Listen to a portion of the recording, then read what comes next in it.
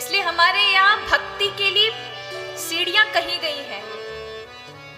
पहली सीढ़ी है महती, फिर है प्रतीति, फिर है प्रीति, फिर है भक्ति और फिर अंत में है परमात्मा। ये 5 सीढ़ी जो चढ़ गया उसका मनुष्य जीवन सफल हो गया।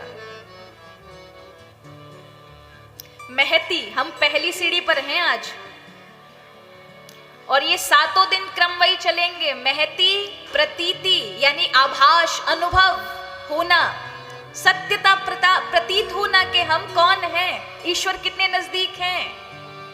तब उनसे जाकर प्रेम होगा, प्रीति, फिर जीवन में भाव उत्पन्न होगा, भक्ति, और फिर अंत में परमात्मा प्रकट हो जाते हैं, यानी वो दिखने लग जाते हैं।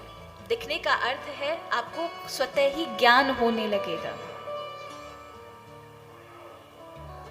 जैसे कोई अंधेरे में, अब कई बार लोग कहते कैसे भगवान दिखें, कैसे दिखेंगे, कैसे दिखेंगे। अभी तुम्हारा इतना अंधकार है कि हमें कुछ दिखाई नहीं पड़ता ना।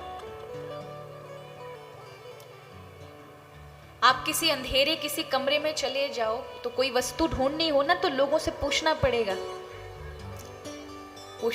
ना कि ये वस्तु कहाँ पर है, किस जगह रखी है। अभी हम अविनाश क्या रह रहे हैं, अब वहां पर लाइट चली जाए तो हमारी माता जी से पूछना पड़ेगा कि नहीं पूछना पड़ेगा कि ये चीज कहाँ रखी है। पूछना पड़ता है ना कि ये चीज कहाँ रखी है, ये गिलास कहाँ मिलेगा, ये हमारा वो सामान कहाँ मिलेगा। तो वो अनुमान के साथ बताएंगे और आप ऐसे ऐसे करते पहुंचेंगे।